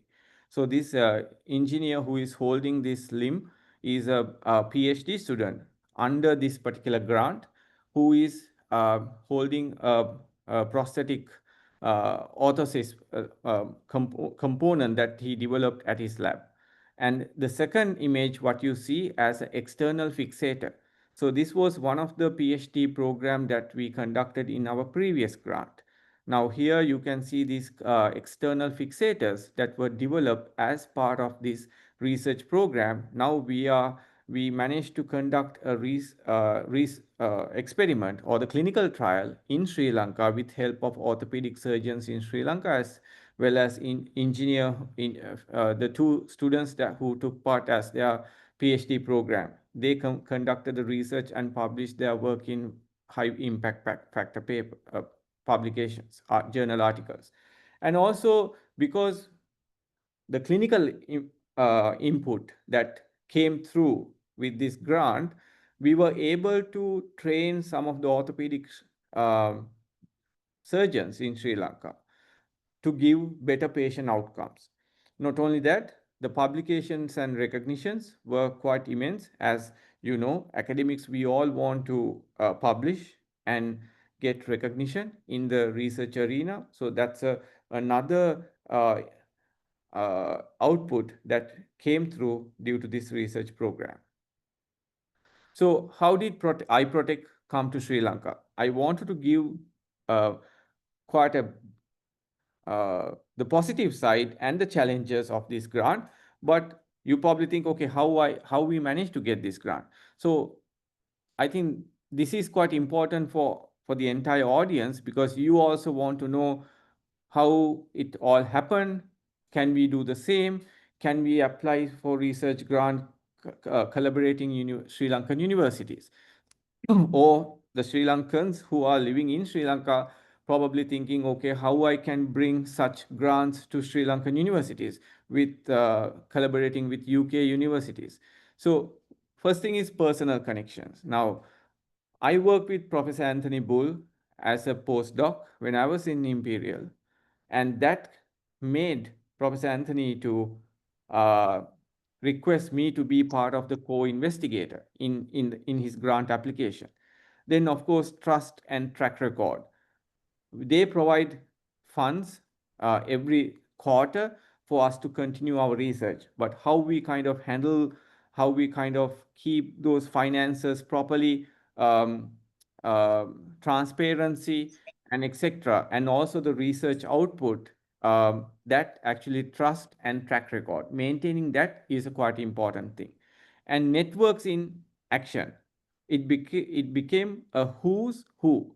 That means trauma expert, all pulled together by personal invitation and trust. And the key lesson is never underestimate the role of personal and professional relationships. So you can kind of create these personal and professional relationships through these networking events, as well as through LinkedIn, and also from your previous PhD studentships or postdoctoral positions. You can by maintaining those relationships, you can bring in these research grants to Sri Lanka, as well as cross interdisciplinary work.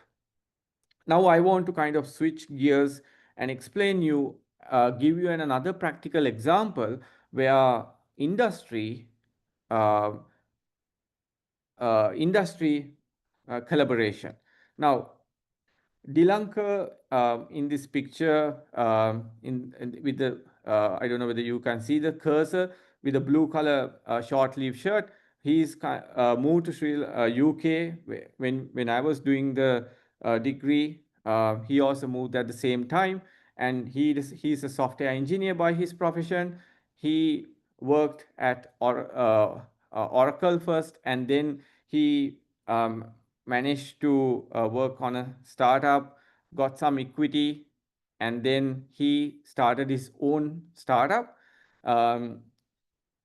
On the UK-based SaaS startup co-founded by him and another Spanish partner. So far, it's been now more than 5 to 6 years since he started this startup. He has raised more than 10 million USD. And the nice thing about this model is that his marketing and the commercial part is based in UK, but his operations are actually happening in Sri Lanka. So this is his team. The picture was taken in Sri Lanka when he was here with his team. Now he has more than 50 plus people working for this startup. And startup, it's tapped into the Sri Lanka skilled software talent while keeping the close to UK investors and clients. So this is another model that if you are having ambition in starting a startup and having the best engineers you can get from Sri Lanka and more cost effective but high quality output. That's the important thing. So that way you can actually obtain the funds, and because you are providing a high quality output, investors are also happy and they can see their return on investment is quite high because you are getting the cost effective talent in Sri Lanka. So relationships and networking, the key to global opportunities. So if I kind of tap into these 4 areas, grants follow people, right? People doesn't really need to follow grants. I know, but you need to do some research, and Professor Rohitha has shown a lot of websites to identify, find grants, funding opportunities. But if once you have your first grant, then automatically grants will follow people, because you can, when you are delivering high output, high impact output, capacity building, publications, you can automatically apply for more grants and get it success. And then the strategic networking.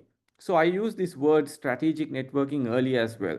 In the iProtect grant, we looked into strategic partnerships where there is a trauma and post-trauma problems are, where actual problems are, then you kind of strategically join with those institutes. That way you can show your funder that you are doing impactful research. Then the mentorship and collaboration. So that's quite important. The mentorship that I obtained from Professor Anthony actually turned into a major collaboration. Now, because of that, we managed to get more than 6 students, 3 PhD students. Now in the new grant, we have one PhD student, one MPhil and one MSc student working, and also another research assistant. So capacity building is quite possible with having this international collaboration. And the diversity in teams, these sort of global collaborations, you have a diversity. You have Imperial College researchers, most of UK nationals, and then we have Africans. From Lebanon, you have Saudi, Middle East countries, and Sri Lanka, you have Asians. So there's a diversity in these teams. Quite important and quite helpful when it comes to the research opportunities. And okay, so in terms of empowering the next generation of global engineers, these are few tips, few things that you need to think about. Think globally from the day one. As soon as you start your PhD or MSc in a in a foreign country, could be UK, US, think globally. Build skills and adaptability. Try to build new skills and also try to adapt to new research areas. Again, Dr. Rohitha mentioned key research themes in UK: mobility, aging, artificial intelligence, green energy. So these are some key areas that you need to focus on, and try to build skills and be adaptable with those research areas. Now, for example, I want to bring, because Dr. Rohitha mentioned as this aging. Now, I've been kind of writing research, um, fellowship grants and etc. One of the area that I really want to work in, wearable technology integrated to the aging population. You know, with aging population, they have falls, they have cardiac issues, they have diabetes, all these conditions. With all these conditions, they are living in rural areas. They need this assisted living. They need some people to assist. But at the same time, due to this population changes, you have more aging population, so they have less number of people to look after this aging population. So therefore, even though there is a requirement for assisted living, you don't have people to look after them. So can we bringing this wearable technology in with this aging population as a solution? So that way you can track their vitals like heart rate. If you can predict that this person is little dizzy, and that person might expect unexpected fall, can we inform that to caregivers? Likewise. So that's another. Now, I just gave you an example of building skills and adaptability, and leverage technology. Be multidisciplinary. At this day and age, most of the research grants or even the startups has to be multidisciplinary, and stay curious and always be connected. So in conclusion, I spoke about my journey as a local engineer to leading global collaborations. First, I Protect grant, then the I Protect grant, how these grants helped in Sri Lanka to nurture the talent as well as the capacity building, and then empowerment through collaboration, how we empower engineers, meaning giving them the tools, education, and connection, and also to provide them a vision on how to work globally. So when we collaborate cross countries, we can amplify, we can provide, we can empower these engineers with high-tech tools, also connecting different people together, and also providing that vision of how to work globally. And what is your role in terms of, I mean, whether you are a student or a professional, or you are a part of this, you are part of this global future, right? So you need to seek out international experience. You can build different bridges, and also don't hesitate to start something new, like Velaris. You probably a research academic, but still you have a passion to take one of your research project into commercialization. Why don't you start a startup? Why don't you look at Innovate UK kind of grant and see whether you can convert that your research into a startup, right? So in the end, engineering is about improving lives. I mean, that's, as a biomedical engineer, I always say you have an engineering problem and finding you have a medical problem and finding engineering solution. So that's more of a problem solver for humanity at large. So thank you, and I'm happy to ask any questions if you may have. And finally, the best way to predict the future is to create it, right?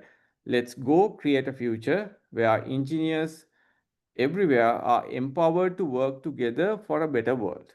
Thank you. Thank you, Dr. Angelo. So, yeah, thank you for touching the practical side of, the building research collaboration. So we have a few questions from Mr. Kirti on the chat. So I will go one by one. Do we already have large scale manufacturing possibilities to manufacture these medical devices in Sri Lanka? Yeah. That's the first question. Right. Okay. So, I mean, we are at very early stage at the moment. What we have shown in our first research program, we can source locally material, and we can have resource people, just a simple lathe machine, and develop an external fixator at a lower cost. And Imperial College, on the other hand, helped us with all the technology transfer. With that technology, we can definitely provide the demand at the state hospitals, right? So that's possible. But if we are to provide for the entire country, it's not ready yet. But at least for the state national hospitals, we can actually fulfill their demand with the support that we have. So at the moment, we have shown that we can do it, but at the moment, we are trying to find the right people, right infrastructure to get that going. Okay. Hope that answers your first question, Mr. Kirti. The second one is the infrastructure in Sri Lanka sufficiently developed to support the manufacture these medical device at the competitive price? And along with that, is it feasible to export these products to other countries? Yeah, so I think similar question to the first one. Definitely, we can match the price. That's the most important thing that we wanted to fulfill as well. So one thing, whether we can source material locally, whether we have the right skill set in Sri Lanka to do that, and thirdly, whether we can build these products at a competitive price with the current suppliers. So we managed to tick all three boxes. But in order to have this manufacturing process sustained, retained for a longer period, we are still building the infrastructure. And last question, whether we can export them. At the moment, we're trying to fulfill the demand in Sri Lanka. We are not really looking into going out. But if we get the right support here, because now, in Sri Lanka, all the medical products at the moment importing, right? So building a product here and taking to hospitals, we have to have a system change as well with NMRA, with the hospital, with the government coming in. That's quite important because this is a sensitive area. It's not a consumer health product, it's a medical product, right? So we have to think about the safety, sterilization, things as well. All right, thank you. I hope your questions answered, Mr. Kirti. So we have one more question from Dinidu. Do you use radioactive isotopes in biomedical engineering? I mean, for imaging purpose. I'm sure we are using, I'm not quite sure what particular application Dinidu is referring to, but we are using for medical engineering purposes the radioactive. Even I told you I did my PhD at Diamond Light Source, which one of the biggest entity that uses radioactive technology. But without knowing the detail about the question, I won't be able to answer. But you can definitely connect with me on LinkedIn or anything. Happy to have a offline conversation. Thank you, Dr. Angelo. That's all the question we have on the chat. So we can take one more question if anyone want to unmute and ask. Otherwise, we will wind up the session.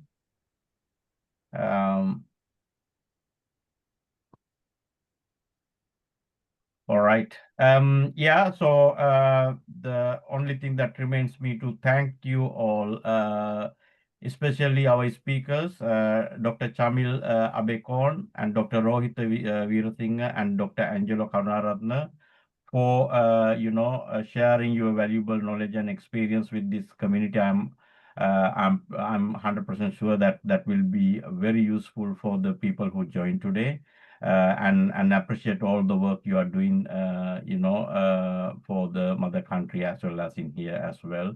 Thank you so much for taking time from your weekend to, be here today. Secondly, I would like to thank our IESL UK committee members, especially our IESL UK President Pradeep De Silva and immediate past President DPM Chandana, and lead of our Career Development Subcommittee Indika Ratnayaka, and our Publicity Secretary Lahiru Disanayaka for their efforts of arranging this event within a short period of time. Thirdly, I would like to thank IESL Sri Lanka mother unit for all the guidance and support, and also helping us publish this event in the website, so that we can spread the news among the Sri Lankan engineers. Finally, I would like to thank everyone who joined today's sessions to make it a success. I hope you feel you go with a good feeling that you gained something out of this session.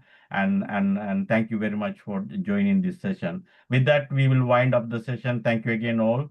So we will see you in the next IESL UK event. Thank you.